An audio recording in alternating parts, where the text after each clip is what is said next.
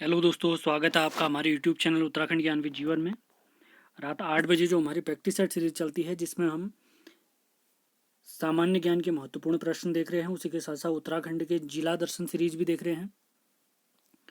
आज हम देखेंगे प्राचीन भारत का टॉपिक नंबर 6, मौर्य उत्तर काल। यानी इससे पहले मौर्य वाला वीडियो हम दे चुके हैं, यानी मौर्यों के बाद और गुप्त वंश से पहले जो घटनाक्रम हुए हैं उससे रिलेटेड महत्वपूर्ण प्रश्न आज हम देखेंगे। ये सामान्य ज्ञान यानी जीएस का हमारा 17वां प्रैक्टिस सेट है। इससे पहले हम 16 प्रैक्टिस सेट दे चुके हैं। प्राचीन भारत का ये हमारा 7वां वीडियो है, ये ध्यान दे सभी लोग, तो पुराने वीडियो ज़रूर देखें। प्राचीन भारत के साथ साथ महत्वपूर्ण पुस्तकें, महत्वपूर्ण खेल से रिलेटेड तथ्य, महत्वपूर्ण दिवस, आधुनिक भारत का इतिहास, ये चीज़ें हम प्रश्नों के माध्यम से कंप्लीट कर चुके हैं। उत्तराखंड के प्रैक्टिस सेट, उत्तराखंड परीक्षा वाणी के प्रैक्टिस सेट आप ज़रूर देखें हमारे प्लेलिस्ट में जाकर। तो शुरू करते हैं आज का प्रैक्टिस सेट। तो तुरंत सभी लोग जवाब देंगे, टाइम बिल्कुल वेस्ट न करें। हमारी परीक्षाओं का टाइम अब बहुत नज़दीक है। सितंबर, अक्टूबर, नवंबर में हमारी परीक्षाएं भी होने वाली हैं। तो स्टार्ट करते हैं। आज का पहला सवाल है,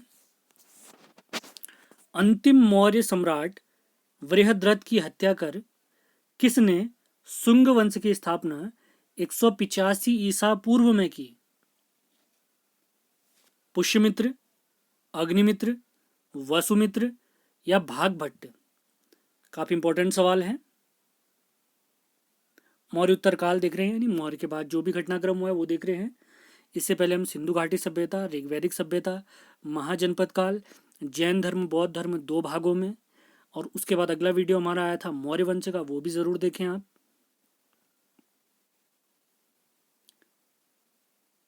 तो पहले क्वेश्चन का, आज के पहले क्वेश्चन का राइट आंसर है पुष्यमित्र। पुष्यमित्र शुंग ने शुंग वंश की स्थापना 185 ईसा पूर्व में की। अगले सवाल पे चलते हैं, तुरंत सभी लोग जवाब देंगे। पुष्यमित्र शुंग मौर्य सम्राट वीरदत्त की राजकीय सेना में किस पद पर आसीन था? सेनापति, प्रधानमंत्री, गवर्नर या इनमें से कोई नहीं? यानी जो मौर्य वंश का अंतिम शासक था वृहद्रथ, उसकी हत्या करी थी उसी के एक मंत्री ने। वो मंत्री था कि सेनापति था, किस पद पर था, ये हमने बताना है। वृहद्रथ की हत्या पुष्यमित्र शुंग ने करी, हम देख चुके हैं। तो दूसरे सवाल का सही जवाब है पुष्यमित्र शुंग मौर्य सम्राट वृहद्रथ की राजकीय सेना में सेनापति था। ध्यान दे सभी लोग। अगले सवाल पे चलते हैं। कण्व या काण्व वंश की संस्थापक कौन था? वसुदेव, भूमिमित्र, नारायण या सुशर्मा? शुंग वंश समाप्त होने के बाद कण्व वंश आया था। तो सवाल है, इस वंश का संस्थापक कौन था? आज का तीसरा सवाल है, तो सभी लोग तुरंत जवाब जरूर दें। सेशन पसंद आए तो इसे लाइक जरूर करें।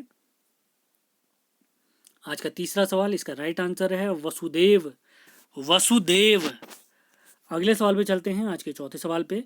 सातवाहन या आंध्र सातवाहन वंश का संस्थापक कौन था? आंध्र सातवाहन वंश का संस्थापक कौन था? हमारे ऑप्शन है सिमुख, सातकर्णी, गौतमी पुत्र सातकर्णी या वशिष्ठी पुत्र श्रीपुलमावी। शुंग वंश समाप्त हुआ, कण्व वंश आया। कण्व वंश समाप्त हुआ तो सातवाहन वंश आया था। तो उस वंश के संस्थापक कौन है, हमसे पूछा गया है। तो चौथे सवाल का भी राइट आंसर है ऑप्शन नंबर ए, सिमुख। सारे सवाल आसान जरूर लग रहे होंगे, लेकिन ये काफी इंपॉर्टेंट है हर परीक्षाओं के लिए। अगले सवाल पे चलते हैं, आज के हमारे पांचवें सवाल पे। सातवाहनों ने पहले स्थानीय अधिकारियों के रूप में काम किया था। यानी सातवाहन जो थे, किन्हीं राजाओं के यहाँ स्थानीय अधिकारी थे। तो किन राजाओं के अधीन थे, हमसे पूछा है। नंदों के अधीन, मौर्यों के अधीन, चोल वंश के शासकों के अधीन या चोलों के अधीन या चेरों के अधीन? यानी किन के अंडर इन्होंने काम किया है, ये हमसे पूछा गया सवाल है।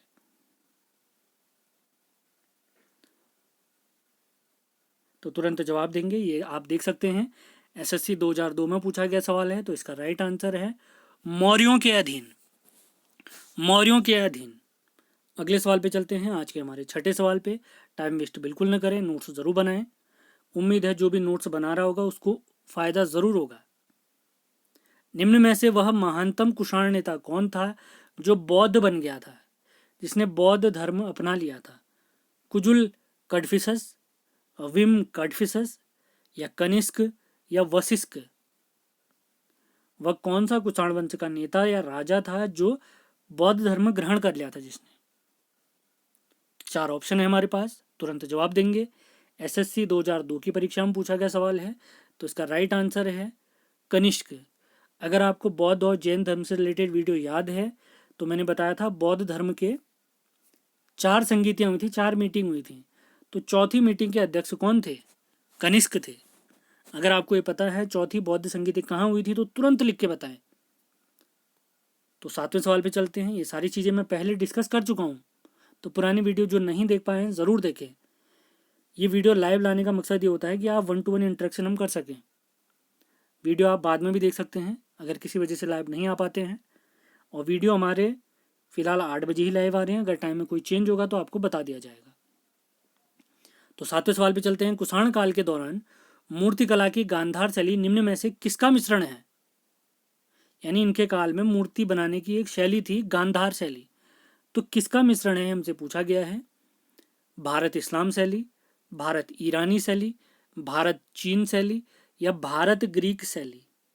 काफ़ी महत्वपूर्ण सवाल है, एसएससी 2002 में पूछा गया सवाल है, तो टाइम वेस्ट बिल्कुल न करें। तो इसका राइट आंसर है भारत ग्रीक शैली। यहाँ पर ग्रीक की जगह पे यूनान भी आ सकता है, या यूनानी लिखा भी आ सकता है, तो ध्यान देंगे और तुरंत जवाब देंगे सभी लोग।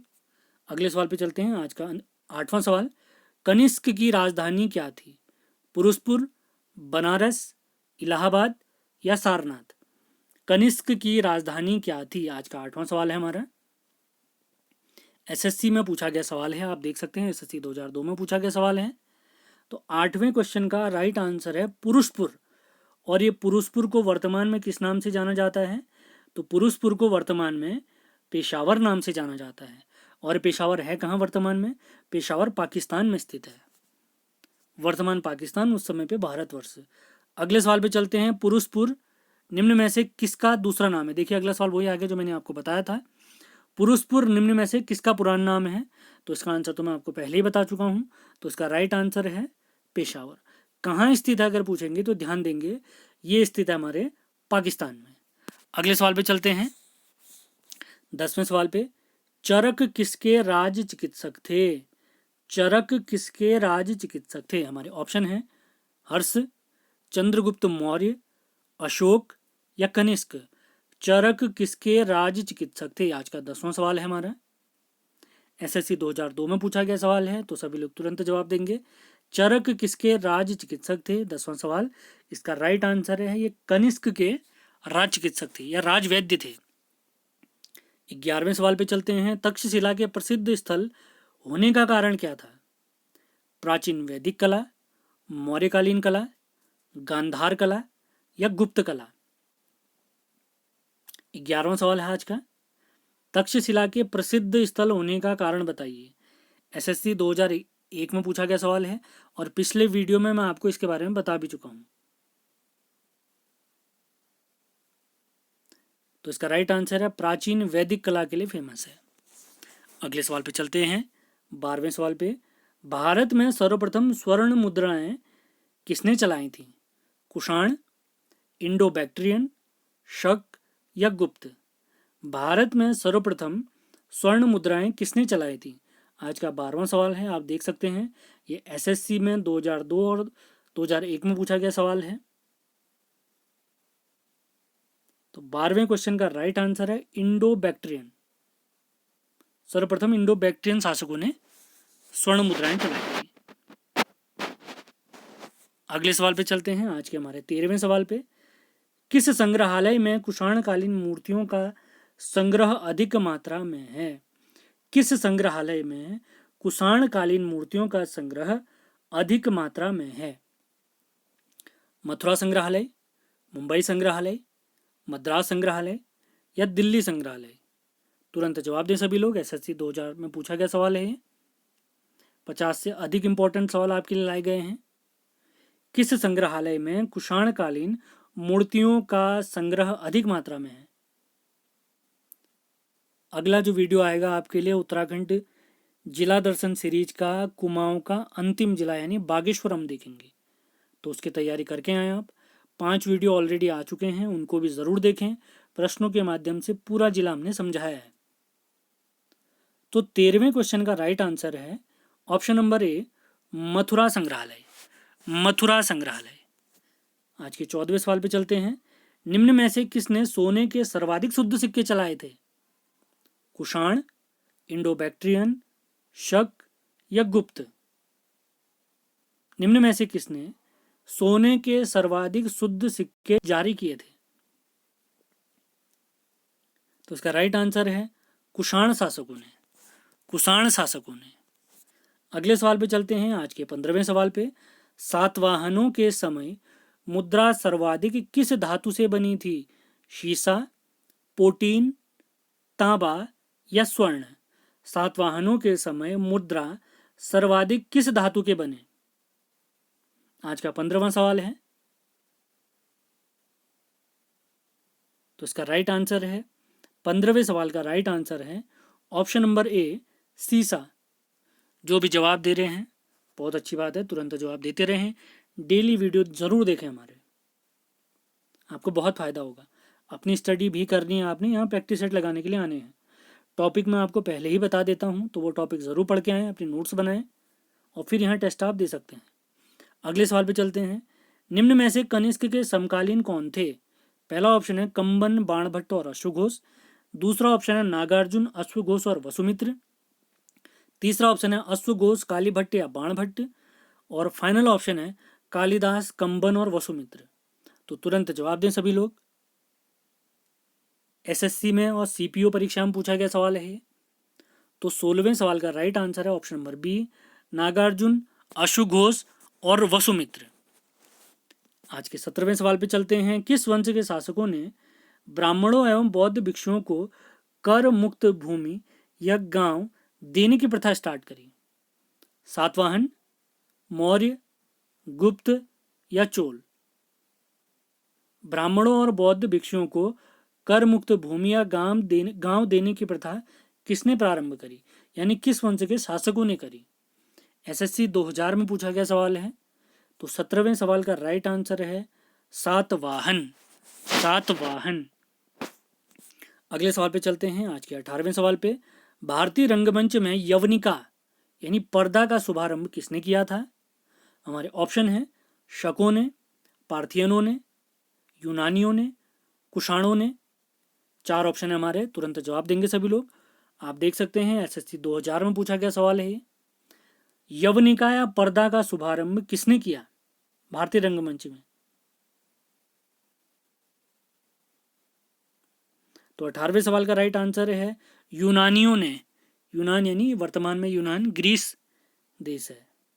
19वें सवाल पे चलते हैं आज के। भारतीयों के महान रेशम मार्ग सिल्क रूट किसने आरंभ कराया? कनिष्क, अशोक, हर्ष या फाहियान? भारतीयों के लिए रेशम मार्ग जो सिल्क रूट है ये किसने स्टार्ट कराया? ये हमसे पूछा गया सवाल, आप देख सकते हैं एसएससी आरआरबी में पूछा गया सवाल है। तो 19वें सवाल का राइट आंसर है Kanishk. Kanishk. Option number A बिल्कुल सही है 19वें सवाल का। अगले सवाल पे चलते हैं। निम्न में से किसने बड़े पैमाने पर स्वर्ण मुद्राएं चलाई थी? हमारे ऑप्शन है ग्रीक वासियों ने, मौर्यों ने, कुषाण शासकों ने या सुंगों ने, सुंग वंश के शासकों ने।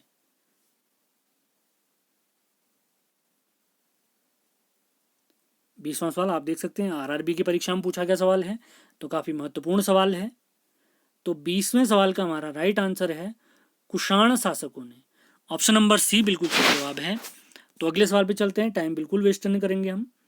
चरक और नागार्जुन किसके दरबार की शोभा थी, यानी किसके दरबार में थे? कनिष्क, चंद्रगुप्त मौर्य, अशोक या समुद्रगुप्त?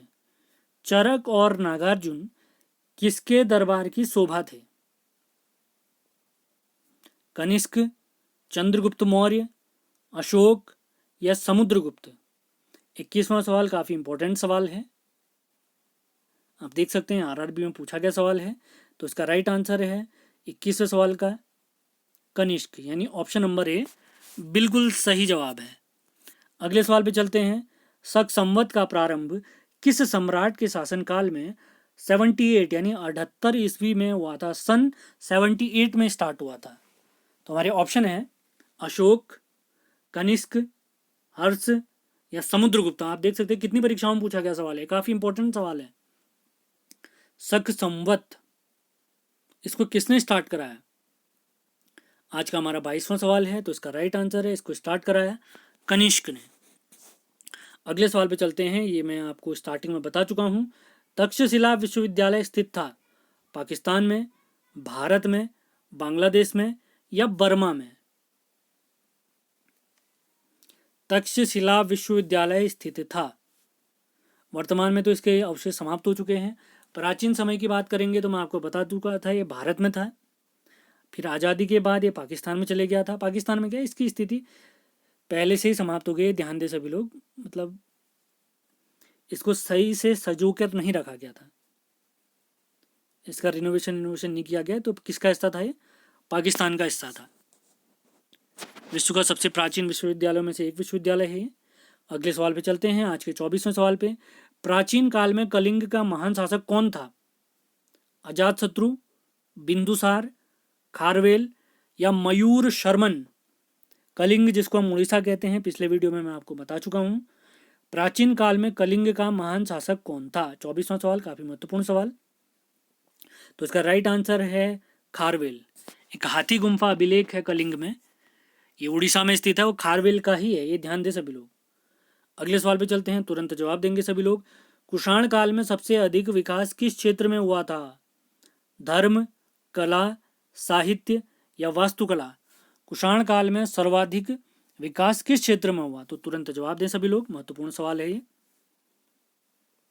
तो 25वें सवाल का हमारे राइट आंसर है ऑप्शन नंबर डी, वास्तुकला का। अगले सवाल पे चलते हैं, आज के 26वें सवाल पे।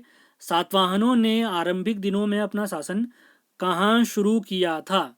महाराष्ट्र, सौराष्ट्र, प्रतिष्ठान या आंध्र? सातवाहनों ने आरंभिक दिनों में अपना शासन कहाँ शुरू किया था? महाराष्ट्र, सौराष्ट्र, प्रतिष्ठान या आंध्र? तो इससे पहले कुछ देर पहले हम एक सवाल देख चुके थे, तो आपको जरूर याद होगा, वहां पे हमने आंध्र सातवाहन भी कहा था इनको। तो 26वें सवाल का राइट आंसर क्या है? Option number D. अगले सवाल पे चलते हैं, आज के 36वें सवाल पे, महत्वपूर्ण 27वें सवाल पे। सातवाहन राज्य की राजधानी कहाँ थी? औरंगाबाद, पैठन या प्रतिष्ठान, मदुरा या इनमें से कोई नहीं? मदुरा ही होगा, ये ध्यान दें सभी लोग। सातवाहन राज्य की राजधानी कहाँ स्थित थी?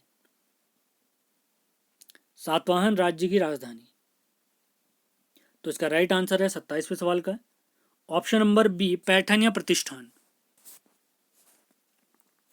अगले सवाल पे चलते हैं। अभी कुछ देर पहले मैं आपको बता चुका हूं इस बारे में।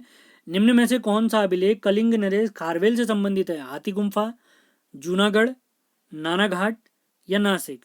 बता चुका हूं आपको मैं इस बारे में। कौन सा अभिलेख कलिंग नरेश खारवेल से संबंधित है? सेशन पसंद आए तो इसको लाइक जरूर करना है आपने, शेयर भी कर सकते हैं, पसंद आने पर शेयर करने में कोई दिक्कत नहीं है। अपनी राय जरूर लिखें कमेंट बॉक्स में। 28वें सवाल का राइट आंसर है, ये तो मैं पहले ही बता चुका था आपको, ऑप्शन नंबर ए बिल्कुल सही जवाब है, हाथी गुम्फा। 29वें सवाल पे चलते हैं। किस सातवाहन नरेश ने गाथा सप्तशती नामक महत्वपूर्ण कृति माने पुस्तक की रचना की? गौतमी पुत्र सातकर्णी, वशिष्ठी पुत्र पुलुमामी, हाल या सिमुक ने? गाथा सप्तशती के लेखक बताइए। काफी इंपॉर्टेंट सवाल है, ध्यान दे सभी लोग। तो गाथा सप्तशती के राइटर हैं ऑप्शन नंबर सी, हाल। अगले सवाल पे चलते हैं, आज के हमारे 30वें सवाल पे। सातवाहन शासकों की राजकीय भाषा क्या थी?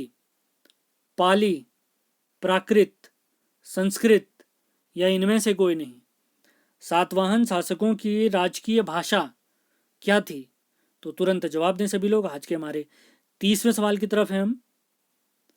तो सातवाहन शासकों की जो भाषा थी वो है हमारी ऑप्शन नंबर बी, यानी प्राकृत।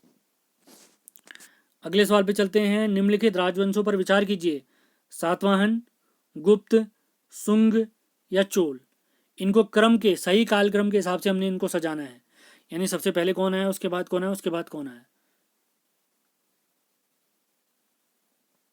31वां सवाल काफी महत्वपूर्ण सवाल है, तो इसका राइट आंसर है ऑप्शन नंबर डी। सबसे पहले शुंग, उसके बाद सातवाहन, शुंग के बाद कण्व, कण्व के बाद सातवाहन आया था, ये ध्यान दे सभी लोग। इसके बाद है हमारा गुप्त, और गुप्तों के बाद हम देखेंगे चोल राजवंश, ये ध्यान दे सभी लोग। अगला वीडियो जो हमारा होगा वो तो मैंने आपको बता दिया, जिला सीरीज से आने वाला है, जिला दर्शन सीरीज से आएगा। लेकिन प्राचीन भारत में जो अगला वीडियो हमारा आएगा वो हम देखने वाले हैं गुप्त वंश से रिलेटेड, तो उसके लिए भी तैयार रहें। वो उसके नोट्स ज़रूर बना लें, किसी न किसी पुस्तक से ज़रूर पढ़ लें उसको। अगले सवाल पे चलते हैं, आज के हमारे 32वें सवाल पे। मौर्य साम्राज्य के ध्वंस के पश्चात कई आक्रमणों की श्रृंखला रही। भारत पर सबसे पहले आक्रमण निम्न में से किसने किया था? बैक्ट्रियन, पार्थियन, शक या कुषाण। पार्थियन माने ईरानी है यहाँ पर, और बैक्ट्रियन माने ग्रीक, ग्रीक माने यूनान। तो सबसे पहले किसने किया था, ये ध्यान दे सभी लोग। आपने जवाब देना है, सीडीएस में पूछा गया सवाल है। आज का 32वां सवाल है।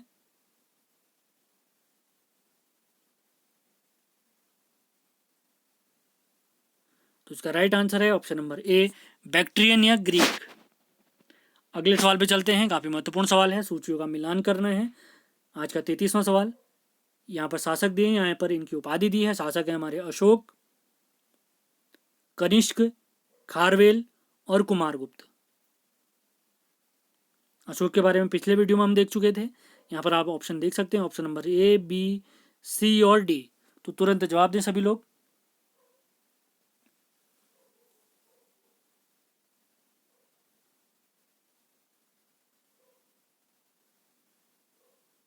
अगर किसी को पिछला वीडियो याद है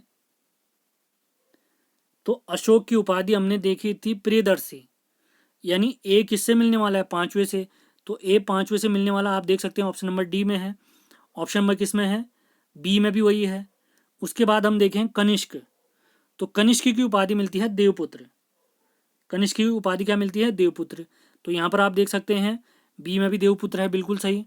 उसके बाद जब हम आगे बढ़ते हैं तो उसके बाद है खारवेल।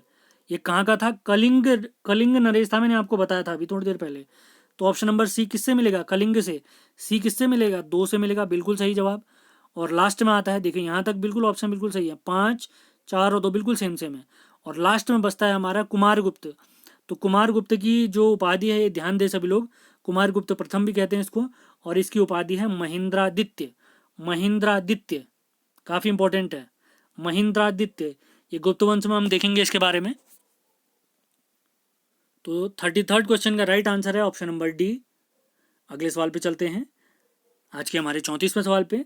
विक्रम संवत कब प्रारंभ हुआ? 78 ईस्वी, 58 ईसा पूर्व, 72 ईसा पूर्व या 56 ईसा पूर्व। विक्रम संवत कब से प्रारंभ हुआ, ये हमसे पूछा गया सवाल है, काफी महत्वपूर्ण सवाल है, इंपॉर्टेंट मान के चलें इस सवाल को। आज का 34वां सवाल है हमारा, तो इसका राइट आंसर है 58 ईसा पूर्व, 58 ईसा पूर्व। अगले सवाल पे चलते हैं, आज के 35वें सवाल पे। तुरंत जवाब दें सभी लोग। यहाँ पे संवत दिए गए हैं, ये कब से स्टार्ट हुए या इनकी गणना क्या है उससे रिलेटेड है। सबसे पहले विक्रम संवत्सर है, उसके बाद शक संवत्सर है, उसके बाद गुप्त संवत्सर है, उसके बाद कली संवत्सर है।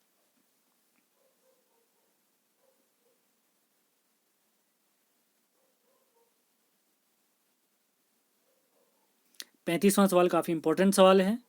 अगर आपको याद होगा, विक्रम संवत अभी हमने क्या देखा था? 58 ईसा पूर्व। शक संवत कब देखा था? 78 ईसा पूर्व। तो ए और बी में क्या आने वाला है? 4 और 3, 4 और 3 से स्टार्ट होने वाला कौन सा ऑप्शन है हमारा? ऑप्शन नंबर डी है। तो इसका मतलब ये बिल्कुल सही जवाब है। इस प्रकार भी आप आंसर पकड़ सकते हैं। तो 35वें सवाल का राइट आंसर क्या है? Option number D. Option number D.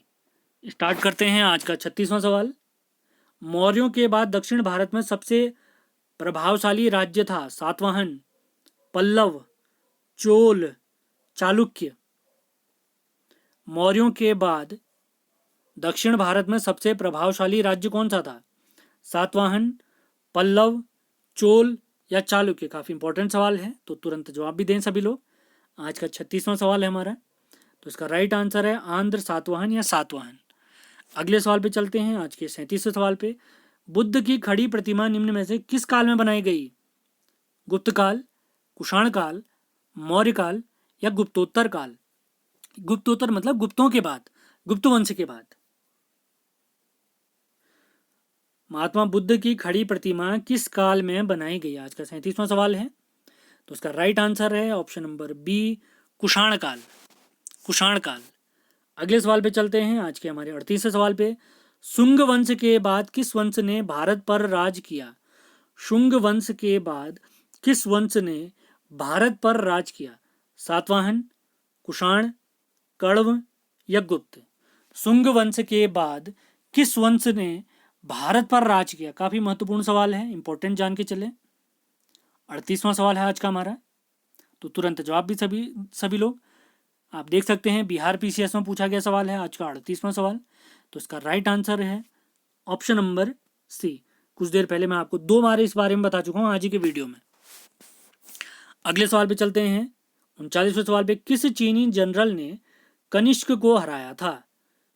पेंचाओ, पानयंग, she हुआंगटी या होटी? किस चीनी जनरल ने कनिष्क को हराया था? आज का 39वां सवाल है। किस चीनी शासक ने कनिष्क को हराया था? ऐसे ही सवाल फंसने की संभावना रहती है पेपरों में, तो तैयार करके रखें इस सवालों को आप। तो इसका राइट आंसर है ऑप्शन नंबर ए, पेन चाओ। 39वें सवाल का राइट आंसर है ऑप्शन नंबर ए, पेन चाओ। अगला सवाल देखते हैं। अगला सवाल है, जो कला या शैली भारतीय और ग्रीक यूनानी शैली का सम्मिश्रण है उसे क्या कहते हैं?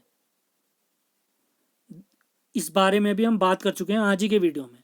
तो हमारे ऑप्शन है शिखर, वेसर, गांधार या नागर? तो तुरंत जवाब दे सभी लोग, इस बारे में तो हम डिस्कस भी कर चुके हैं। भारतीय और ग्रीक यूनानी शैली का जो मिश्रण है, यानी जो मिलकर इनका काम हुआ है, इनसे रिलेटेड जो नई कला एक निकली है बाहर, तो उसको क्या नाम दिया गया है? तो 42वें सवाल का राइट आंसर है ऑप्शन नंबर सी, गांधार कला शैली, गांधार कला शैली। अगले सवाल पे चलते हैं, आज के हमारे 43वें सवाल पे। कनिष्क बौद्ध धर्म की किस शाखा का अनुयायी था जिसका प्रचार उसने मध्य एशिया व सुदूर पूर्व में किया? हीनयान, वज्रयान, महायान, सहजयान? कनिष्क बौद्ध धर्म की किस शाखा का अनुयायी था जिसका प्रचार उसने मध्य एशिया व सुदूर पूर्व में किया था? तो तुरंत जवाब भी दें सभी लोग। बौद्ध धर्म की 2 शाखाएं थी, एक थी हीनयान, एक था महायान। तो इसका राइट आंसर है ऑप्शन नंबर सी। 43 का आंसर है ऑप्शन नंबर सी, यानी महायान। अगले सवाल पे चलते हैं, 44वें सवाल पे। कनिष्क के शासनकाल की सर्वाधिक महत्वपूर्ण घटना कौन सी थी? बौद्ध धर्म का भारत से बाहर प्रचार, जैन धर्म का पुनः उदय, चतुर्थ बौद्ध संगीति और गांधार शैली का विकास? इस बारे में भी मैं आपको बता चुका हूं पहले, इसी वीडियो में मैं आपको बता चुका हूं। इसका आंसर ही आज के वीडियो में छिपा हुआ है। तो इसका राइट आंसर है चतुर्थ बौद्ध संगीति। मैंने आपको बताया था 4 बौद्ध संगीतियां यानी सम्मेलन हुए थे, तो चौथी बौद्ध संगीति कनिष्क के समय पे हुई थी, यानी उस समय शासक कौन था? कनिष्क था। अगले सवाल पे चलते हैं, आज के 45वें सवाल पे। प्राचीन भारत का महान व्याकरण पतंजलि किसके समकालीन थे? पतंजलि किसके समकालीन थे? कनिष्क, चंद्रगुप्त द्वितीय, गौतमी पुत्र सातकर्णी या पुष्यमित्र शुंग? पुष्यमित्र शुंग महत्वपूर्ण सवाल है काफी। पुष्यमित्र शुंग, कनिष्क, चंद्रगुप्त द्वितीय, गौतमी पुत्र सातकर्णी और पुष्यमित्र शुंग। तो 45वें सवाल का राइट आंसर है पुष्यमित्र शुंग। इन्होंने पुष्यमित्र शुंग के लिए अश्वमेध यज्ञ भी कराए थे, याद रखें सभी लोग। 46वें सवाल पे चलते हैं।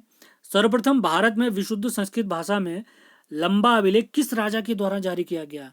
यवन राजा मिनांडर द्वारा, शक राजा रुद्र दमन द्वारा, पार्थव राजा गोंदो फिरनस द्वारा या कुषाण राजा कनिष्क द्वारा? 46वां सवाल महत्वपूर्ण सवाल है। संस्कृत भाषा का सबसे लंबा अभिलेख किस राजा ने जारी किया? ये सवाल है हमारा अगला। तो 46वें सवाल का राइट आंसर है ऑप्शन नंबर बी, शक राजा रुद्र दमन के द्वारा। 43वें सवाल पे चलते हैं। किस राजा के शासनकाल में ईसाई धर्म प्रचारक सेंट थॉमस भारत आया? मिनांडर, रुद्रदमन, गोंदोफिरनस या कनिष्क? किस राजा के शासनकाल में ईसाई धर्म प्रचारक सेंट थॉमस भारत आया? आज का 47वां सवाल काफी इंपॉर्टेंट सवाल। तो 47वें सवाल का राइट आंसर है ऑप्शन नंबर सी, गोंदोफिरनस। अगले सवाल पे चलते हैं। 48वें सवाल पे, किस कुषाण शासक ने सर्वप्रथम स्वर्ण मुद्राएं जारी की? कटफिसस प्रथम, कटफिसस द्वितीय, कनिष्क और वाशिष्क? किस कुषाण शासक ने सर्वप्रथम स्वर्ण मुद्राएं जारी की? आज का 48वां सवाल है, काफी महत्वपूर्ण सवाल है। तो 48वें सवाल का राइट आंसर है option number B, Kadphises second या द्वितीय। अगले सवाल पे चलते हैं। आज के 49वें सवाल पे, किस वंश के शासकों ने क्षत्रप प्रणाली का प्रयोग किया? गुप्तों ने, हिंद यवनों ने, ईरानियों ने या शकों ने? किस वंश के शासकों ने क्षत्रप प्रणाली का प्रयोग किया? आज का 49वां सवाल है। तो इसका राइट आंसर है ऑप्शन नंबर डी, शकों ने। अगले सवाल पे चलते हैं। आज के 50वें सवाल पे, तात्रार या मुक्तिदाता की उपाधि किस वंश के शासकों ने धारण किया? शक, कुषाण, हिंद यवन या पार्थियन? त्रातार की उपाधि किस वंश के शासकों ने धारण की? आज का 50वां सवाल है हमारा। तो तुरंत जवाब भी दे सभी लोग, काफी इंपॉर्टेंट सवाल है। तो उसका राइट आंसर है ऑप्शन नंबर ए, शक राजाओं ने। अगले सवाल पे चलते हैं। आज के हमारे 51वें सवाल पे, प्राचीन काल के भारत पर आक्रमणों के संबंध में कौन सा क्रम बिल्कुल सही है? यूनानी शक कुषाण, यूनानी कुषाण शक, शक यूनानी कुषाण या अंतिम ऑप्शन है शक कुषाण यूनानी?